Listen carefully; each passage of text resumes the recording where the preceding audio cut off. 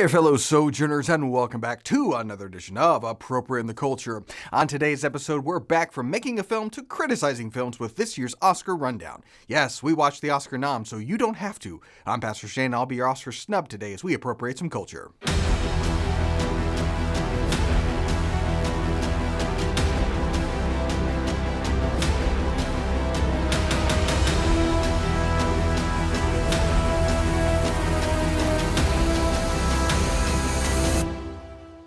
So the Oscars came and went with no one being slapped, though God knows they deserved it. We'll start with my least favorite of the noms, Women Talking, which, if I'm not mistaken, is the unofficial sequel to the 1897 classic Pillow Fight. The spiritual connection is obvious, literal brutalism of title followed with very little plot or artistic merit. If what you're looking for is a film in which women talk, have I got a film for you. But the problem with the movie is that truth in advertising is the only truthful aspect of it, which is surprising given the germ of the idea is based on real events. A Mennonite colony in Bolivia had a serial rape scandal. Basically, in the colony, men sprayed animal anesthetic into open windows, which sedated the entire household, and then they would take advantage of the women. Eventually, they got caught, and the colony elders called the local police to help deal with the issue. There was a trial, and 7 of the men were sentenced to 25 years in prison for rape. But in this fictional world, the revelation of sexual abuse prompts the titular discussion in which these women must decide whether to stay and do nothing, to stay and fight, or to flee. And every single note of it rings false. If your entire film is centered on women talking, then it's a good idea to have them sound like real women. Fourth wave feminism spewing out of the mouth of an Amish lady is not something you're going to find in reality. And so, too, these women in basically a religious cult are not going to share the same worldview as some purple-haired women's studies major from Berkeley. Everything felt false. I don't believe those are the arguments they would use, or the words they would use to make those arguments, or the worldview that they would ascribe to. And that's probably because these women are mouthpieces, not characters to promote a man-hating anti-patriarchal screed. I was embarrassed for everyone involved in this film. Pass on women talking, and wait for women making competent film. Next, Elvis, the true life story of one man's desire to travel internationally. And I'm really only half joking. Seriously, that's the third act conflict. Elvis wants an international tour, but his manager doesn't. It's stylish, frenetic, and edited in the ADD style of a Baz Luhrmann film in which not one shot can last longer than 3 seconds. I'm beginning to think Mr. Luhrmann's family is being held for ransom, and he's been trying to tell us through Morse code. The entire film is one giant montage and has all the emotional resonance of a Wikipedia page. A montage is not a movie. But where Elvis struggles with theme and through-line, Triangle of Sadness is all about theme to the extent that it even loses track of its protagonist. There's not exactly a hero's journey, as the traditional elements of storytelling like goals or stakes or urgency or even basic conflict aren't introduced until over halfway through the film. And that's because it's not so much a story as it is a means to explore the power dynamics between the haves and the have-nots. Boo capitalism! We see the dynamics of money and relationships, then the dynamics of class on a yacht, and finally, we see that even when marooned on an island, when all the social hierarchies are completely upended, a new class system immediately replaces it with all the old trappings of oppression, exploitation, and the murderous desire to maintain it that is so inherent in the system. It's a real thinking man's film with all the sophistication of a scene from Bridesmaids. And while that was broad comedy, this is highbrow because it's skewering rich people. They're covered in poo water, but they're rich. Oh, I guffawed so much I almost spilt my martini. If you don't want to tell an actual story, just write an essay. Maybe it'll get picked up in the New Yorker. Next, Avatar, The Way of Water. Okay, I did not see this film. I saw the first Avatar and I thought it was bad. Really bad. So fool me once. And speaking of things I've seen before, that brings us to All Quiet on the Western Front, the movie based on the book All Quiet on the Western Front, which is not to be confused with the 1931 Best Picture movie All Quiet on the Western Front, or the 1979 movie All Quiet on the Western Front, and definitely don't get it confused with the 2019 World War I film 1917, or the 2018 World War I documentary They Shall Not Grow Old. But if you do get it confused with any of that, that would be understandable, as familiar is really the best way to describe this film. It's well shot, it's well acted, it's got some nice moments, particularly in the juxtaposition of the boys dying in the trenches and the bureaucracy negotiating the end of the conflict and the cutesy way in which they ended it, which is all true. It's good. But at the end of it, I just felt numb, and not because of the horrors of war, but because every single beat of the film felt well trodden. I've seen this film 1,000 times already. And like the Western Front itself, the film makes no advances, and so I'm left more captivated by the pointlessness of the movie than the pointlessness of the war. And speaking of pointless, that brings us to the Best Picture winner, Everything, Everywhere, All at Once. I was really excited to watch this film, and perhaps there's a universe in which this film is good, but alas, it is not this one. So basically the plot is this. A middle-aged Chinese immigrant who runs a laundromat is suddenly confronted with the reality of multiverse and the threat of a looming entity that is looking to destroy all universes. And so she must tap into the skills that she has in other universes, which is just martial arts, in order to defeat the villain, which as it turns out is her lesbian daughter. It's zany, it's wild, it's sometimes fun, but ultimately, it's not clever enough. The exposition was clunky, the fight scenes were amateurishly shot, and it doesn't exploit its conceit well enough. Case in point, she reaches into other universes to her other selves to acquire skills which she uses to punch people. It's not very clever. But Everything, Always, All the Time is even worse thematically.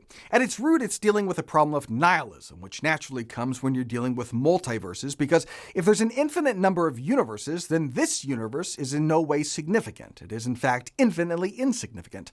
And all the things that we might appeal to about living a good and noble life are rendered meaningless. Take morality as an example. In our universe, torturing babies for fun is morally wrong. But if there's an infinite number of universes, then there must be a universe in which torturing babies for fun is morally virtuous. There's no transcendent universe, no realer or truer universe to which we may appeal, and so our morality is not objective. Our morality then is meaningless. It's a quirk, it's a particularity of our universe, merely one rendition of morality and an infinite number of differing moral systems, no better, no worse. What we think of morality then, of real right and wrong, is a total fiction. But if morality is a fiction, then how do we live a good or noble life? How do we weigh our choices in any meaningful sense? We can't. It's all meaningless. And the film acknowledges this. So how does Everything, Everybody, Always deal with the crushing meaninglessness of it all? Just be nice. I kid you not. That was the movie's answer. Yeah, it's all meaningless, but just be nice. That is insufferably stupid. And you should note that in no universe depicted is lesbianism ever morally wrong. Huh. That's weird. And speaking of lesbians, that brings us to Tar. So Tar is an interesting film that's legitimately wrestling with the reality of cancel culture and the struggle of how to separate the art from the artist and whether or not we should. In it, Cate Blanchett plays a renowned conductor who uses her position and power to seduce underlings and mistreats people in pursuit of her personal gratification. In the end, she's cast off as a villain, but not an altogether unsympathetic one, which gives the film some degree of depth. It's not women talking. The women talking version of this would be an abusive, cis, white male who gets his comeuppance. The fact that it's put to a lesbian, to one of these protective classes, gives it some degree of nuance. And you can interpret that one of two ways. Either it's to show that we're all susceptible to this, as even the most progressive and noble of us, not just cis white males, can fall to it. Or you could say that the most noble of us are corrupted by internalizing the patriarchy when you rise up through the system. But thematically, it's at least interesting. Unfortunately, its execution is not. My wife fell asleep twice in the movie. 2 times. But what you won't fall asleep in is Top Gun Maverick, which was cynically nominated for Best Picture in the hopes that audiences might tune into the telecast if they'd at least seen one of the movies. But is Top Gun Maverick any good? It's fine. It's a romp. Tom Cruise does Tom Cruise things, good guys are good guys, bad guys are bad guys, and it doesn't sucker punch you or beat you over the head with wokeism, which is the absolute minimum that people are looking for. Now, is it one of the best 10 films of the year? Maybe. And that's really sad. The first Top Gun, which I think is a better film, would never have been nominated for Best Picture because we used to make films that were popular and great. Top Gun Maverick is fine. It's not a great film. But since we're getting nostalgic, let's talk about Spielberg's The Fabelmans, which is a semi-biographical pick about Steven Spielberg. It's more entertaining than I thought it would be, since the film is mostly plotless and self-absorbed. Spielberg is increasingly a director who is lost in nostalgia and looking behind him. It's a bad idea for a movie that was decently executed with a really, absolutely horrible theme.